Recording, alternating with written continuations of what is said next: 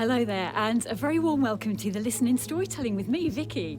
Today I'm in the Hertfordshire village of Benington, which is just to the east of Stevenage, and I'm at Benington Lordship, where you'll find the remains of a Norman castle keep, as well as beautiful landscape gardens. In these gardens, there is a chili festival every year in the summer, and every year in the winter, this time about February, there is a beautiful display of snowdrops, and that's the reason I'm here today. There's been some snow in this area recently, and it felt like a perfect place to come and tell a really snowy, wintry story. So wherever you are, grab yourselves a steaming hot drink, hunker down under some blankets, and prepare for today's story, the first part of which has been voiced by actor Tom Peters. And so from Benington Lordship here, I present to you my version of Hans Christian Andersen's The Snow Queen.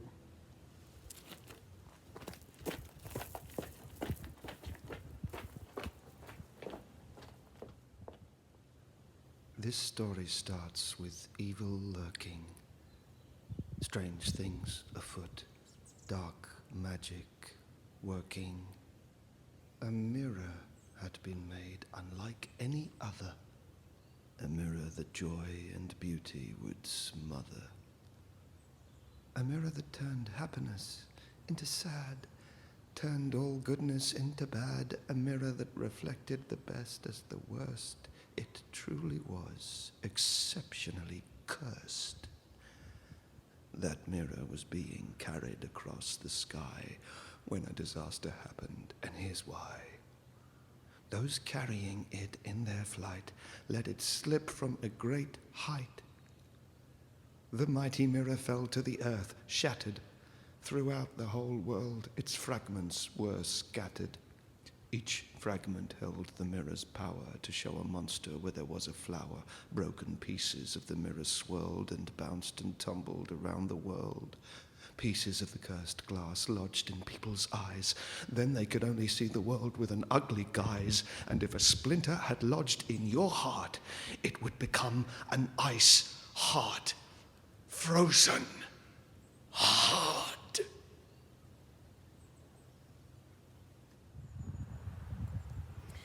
In a big city were two houses side by side.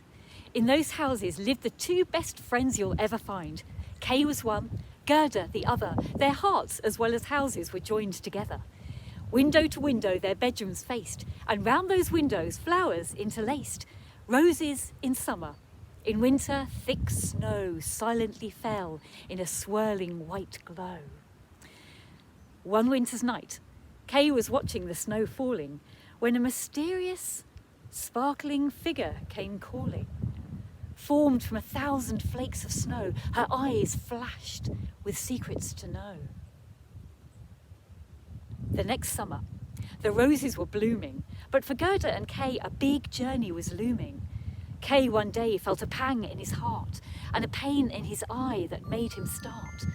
Could it be something tragic? Fragments of that mirror and its dark magic. Suddenly the world for Kay had changed, his behaviour strange, thoughts rearranged. Gerda noticed he was now quite distant. He'd become cold, hard, resistant. Winter rolled round again. Out came Kay's sled. Across the snowy town square he sped. A sleigh driver offered to pull him along. They went faster, faster, faster, faster, faster, and then they were gone. That sleigh driver was the Snow Queen. Dressed in fur, tall and lean, she flew further and further in her sleigh. Under her dream-like spell fell Kay. She wrapped him in her fur and kissed his face. He was utterly transfixed. He no longer felt the cold under her frozen, ice-cold hold. Across the moonlit sky they flew, and where they were going, no one knew. Spring came. And the sun shone, but still no one knew where Kay had gone. Gerda sobbed mournful, bitter tears. Rumours fueled all her fears. He must be dead, everyone said. Probably drowned, went around. Amidst all these bleak and terrible views, Gerda put on her new red shoes and went to the river to seek the truth, determined like any decent sleuth. She offered the river her shoes for news of Kay, and seeing boats and canoes, sailed along till she got to some trees, a cherry orchard swaying in the breeze. By now, Gerda was quite far from home, much further than she would normally roam. By searching for Kay and looking for clues, she was tired and hungry, and the river had her shoes. But then she saw a house with windows blue and red. A strange old lady came out and said, "Oh, my dear, come inside and say what brings you round this way this day." Gerda told her all about Kay, but she didn't see the old lady's key, and the door was locked. Gerda was made to feel at home, but the old lady wanted to keep her for her own. She had special, clever, magical powers. She brushed Gerda's hair for hours and hours. Gerda forgot all about Kay, under the spell of this lady's mystical way. That lady even made her roses sink back under the ground, in case Gerda should think of home and Kay, and that she might run away. But the old lady's hat had a rose on the brim. Roses? Kay! Gerda remembered and cried for him, and her tears did those underground roses revive. They came back up and told her Kay was still alive. Then she went round all the flowers because she needed to know where her friend Kay was. She asked Tiger Lily first of all, but she didn't understand its answer at all. She asked Trumpet Flower, Hyacinth, Snowdrops too, Buttercups, Narcissus, but none of them knew. It wasn't as if they didn't care, but they all had their own story to share. They spoke to her in riddles, as only flowers can. So Gerda unfastened the gate, and away she ran. Gerda knew not which way to go, when hopping along just below came a crow, who'd maybe seen Kay, but said he didn't really know. But he told her this story, blow by blow. There was this princess quite clever, who wanted someone to love forever. She found a prince, has been with him since. It might be him, never say never. As the crow went into the young man's description, it seemed such a clear, accurate depiction. Gerda felt that prince must be Kay. She persuaded the crow to show her the way, which he agreed to do with his fiancée, to the palace. They would go straight away. The crow's fiancé knew the back door, by the way. Up the palace stairwell on tiptoe. Pictures from dreams played in every shadow. Up to the bedchambers they quietly crept. The princess and prince silently slept. The hour was late. The bedroom ornate. Kay-mate? Her playmate? Hesitate. She called out, "Kay!" And after a wait, by the strangest twist of fate, she found it wasn't Kay at all, and her cheated tears began to fall. The prince and princess to her were kind, assured her that they didn't mind, listened as she told of her plight, and offered her rest for the rest of the night. Those crows were also royally thanked. As court crows they would now be ranked. In the morning, Gerda was welcome to stay, but she knew she had to get away. This was no time for idle play. Her mind set on finding Kay. And so the prince and princess gave her the finest, warmest dress, a horse, a carriage, and if that wasn't enough, for her feet, warm boots, and for her hands, a muff. The time had come to say their goodbyes, with love in their hearts and faith in their eyes.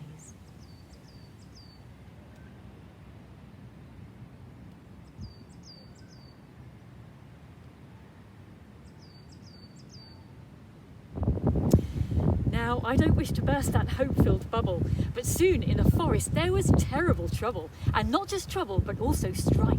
A bad robber girl with a bad robber's knife dragged Gerda from the carriage, nicked her stuff, threatened her life, and pilfered her muff. That robber girl was confident, cocky, and cheerful. Poor Gerda was so terribly fearful. The thieves took her to their thieves' lair. Gerda couldn't help but stand and stare. She'd never been anywhere like it before. There was fire and cauldron and spit and straw. But it was there that in the dead of night, Gerda learned the truth about Kay and his plight. As the robber girl slept in her straw bed, the wood pigeons that sat round her head said in a whisper to Gerda that they had seen Kay taken away in the sleigh of the Snow Queen. The Snow Queen would have been Lapland bound. That is for certain where Kay can be found. Now that the truth had been uncovered, Gerda told the robber girl all she'd discovered. Now that robber girl was smart, and when the coast was clear, she helped Gerda escape on a reindeer. Of course, a reindeer would know the way. They come from up that way. And anyway, it turned out the robber girl was kind-hearted, giving Gerda food, good wishes, and she swiftly departed. The northern lights swished across the sky as Gerda on the reindeer galloped by. And just as she had wished and planned, she arrived in northernmost Finland, Lapland.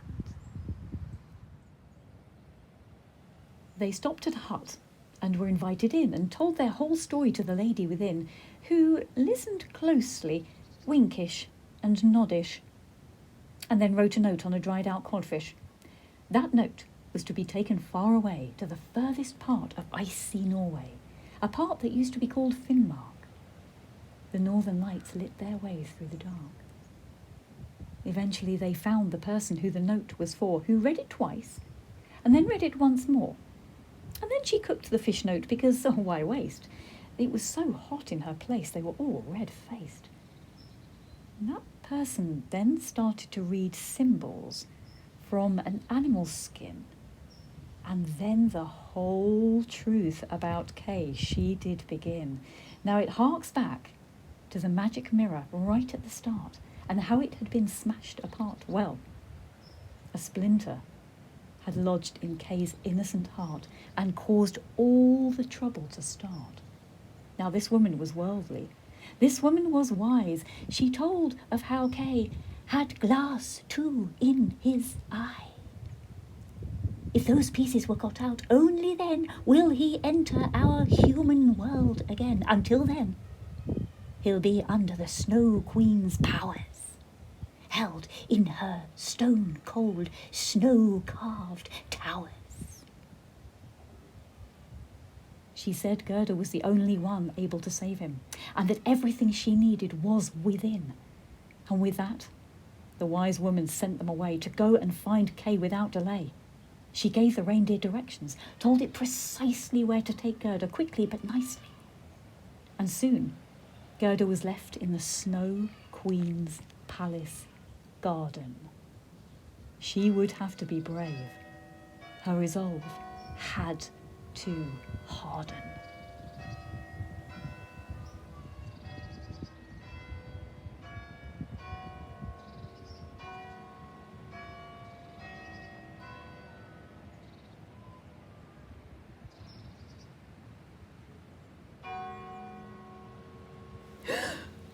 Gerda was shocked, alarmed, taken aback when a snowflake army began to attack. Not like snowflakes you've ever seen, but ones from a nightmarish, monstrous dream. They swirled around her, grotesque and manic.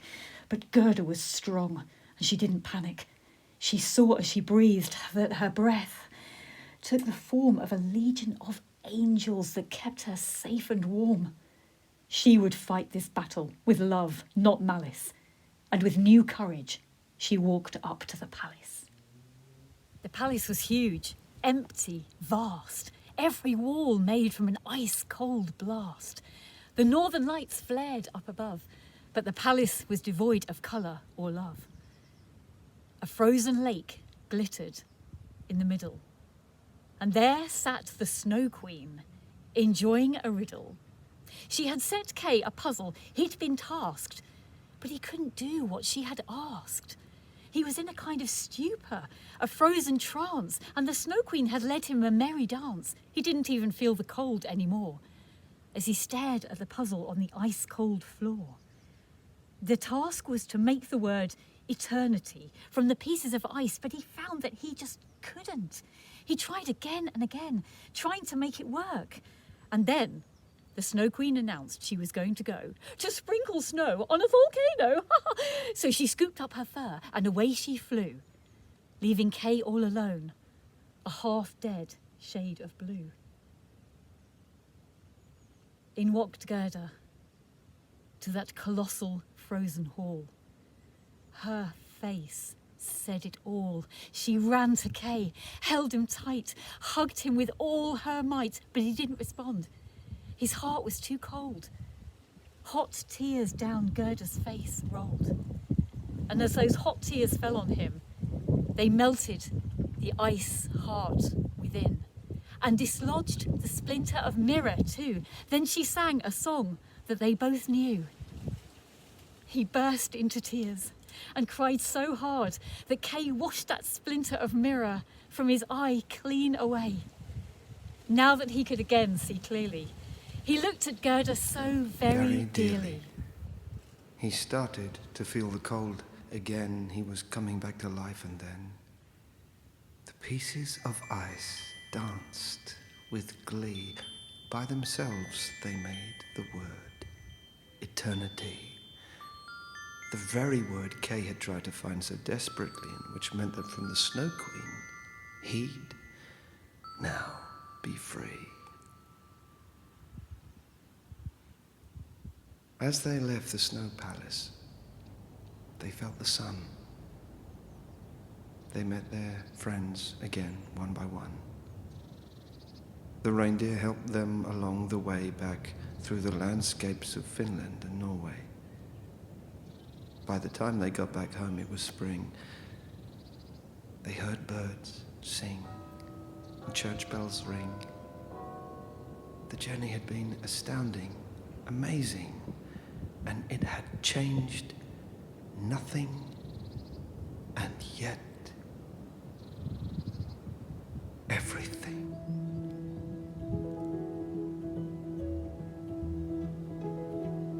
And that was the story of Gerda and Kay and their journey that long, long way.